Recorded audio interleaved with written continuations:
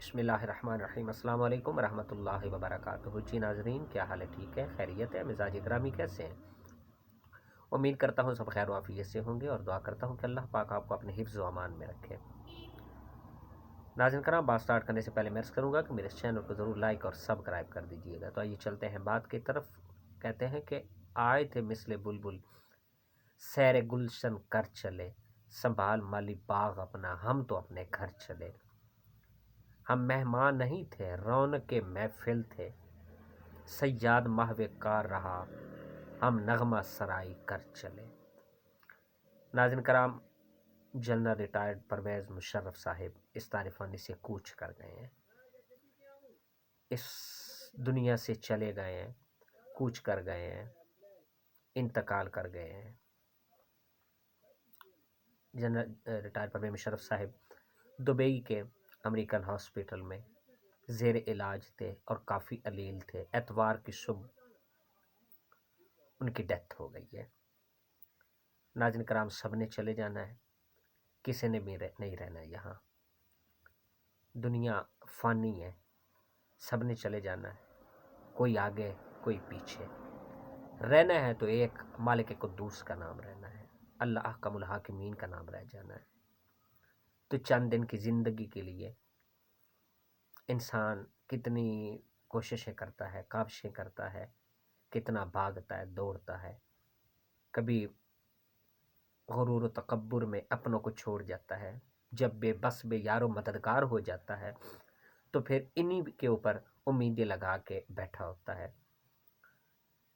زندگی کے جنم دن سے لے کر قبر کے کناروں تک، تختہ غسل تک، ہر پل، ہر لمحہ، ہر آن دوسرے کا محتاج ہوتا ہے۔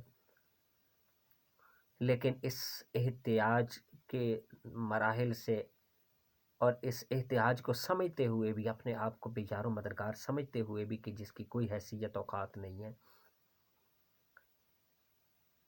پھر بھی انسان غرور و تکبر گھمنڈ میں چلا جاتا ہے، اپنوں کو چھوڑ جاتا ہے، غیروں کو اپنا لیتا ہے۔ کہتے ہیں کہ جو اپنوں کا نہیں ہوا وہ غیروں کا خاک ہوگا۔ لیکن پرویز مشرف صاحب کہتے ہیں، ان کے بارے میں اکثر کہا جاتا ہے کہ امریکہ کے یہ یورپ کے غلام تھے، ان کا وہ واللہ عالم اب دنیا سے چلے گئے ہیں۔ دنیا سے سب نے چلے جانا ہے۔ ہمارا اسلام، شریعت رسول اللہ صلی اللہ علیہ وسلم میں بھی ہے یہ بات کہ جب کوئی دنیا سے چلا جائے تو پھر اس کو معاف کر دو، اس کی تنقید نہ کرو، اعتراضات نہیں کرو۔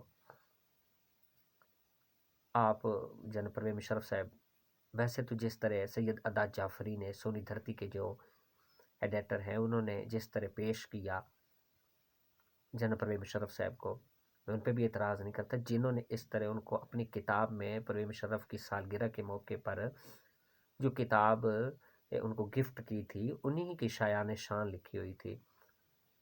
ہو بہو تو میں نہیں کہتا کہ تمام چیزیں باقی جتنے ذرائع سے پرویز مشرف صاحب کا معلوم ہوا کہ وہ واقعی اس کی تصویر تھی اس کتاب میں، جو جتنے تعریفیں بھری ہوئی تھی، کما حق ہو تو نہیں کہہ سکتے۔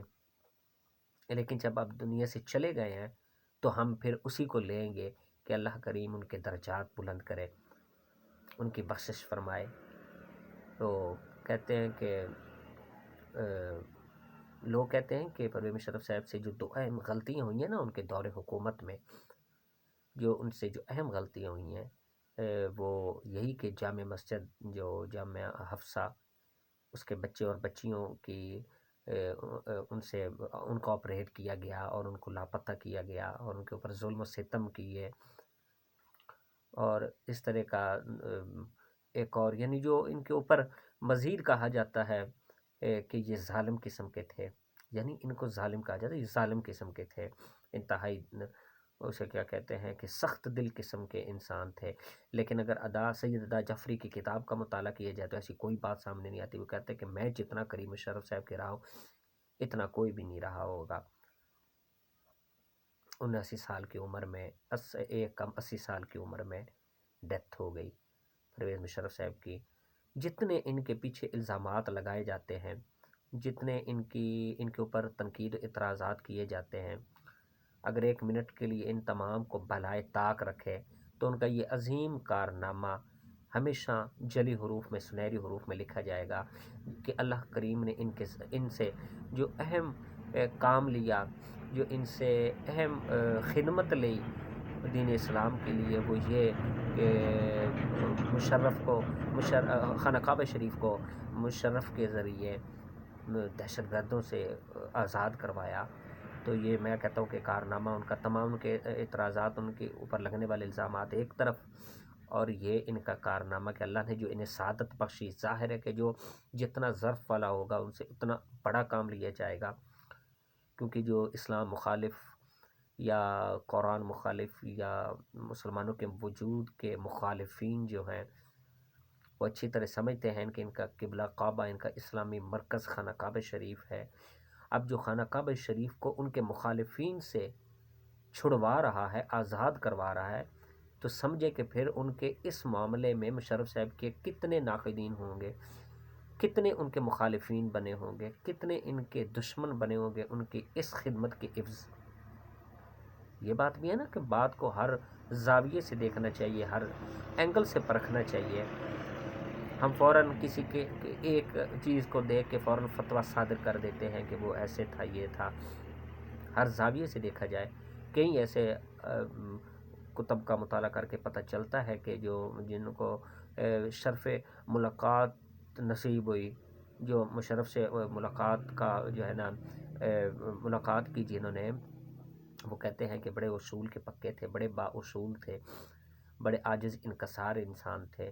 بظاہر دیکھیں نا کہ جب ہم کسی ایسی اسٹیج پہ ہوتے ہیں کہ ہم حاکمیت کی مسند پر ہوتے ہیں، تو پھر ہمارے خیالات ایک جو ماضی میں ماضی میں جو وقت گزرا ہوتا ہے، ایک عام اور بلا تکلف دوست کے ساتھ ہوتے ہیں۔ اب حاکمیت کی مسند پہ وہی ہمارے رجحانات تو نہیں ہو سکتے نا، خیالات تو نہیں ہو سکتے نا۔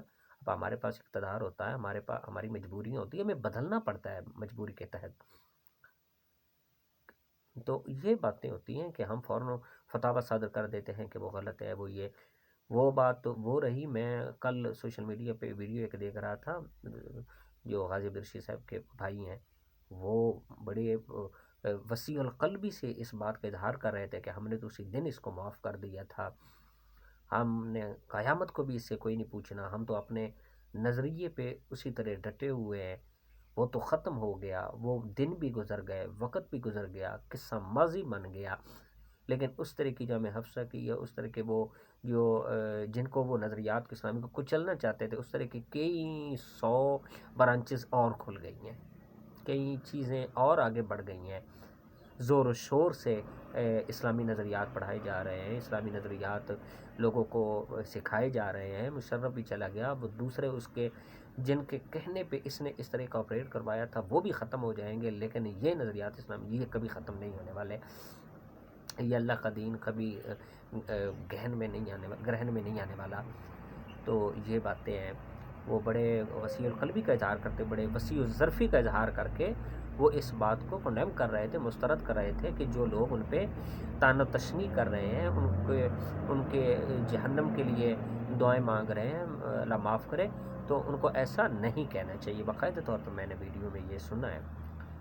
تو خیر، جس طرح کے بھی تھے، مسلمان تھے، سید فیملی سے ان کا تعلق تھا،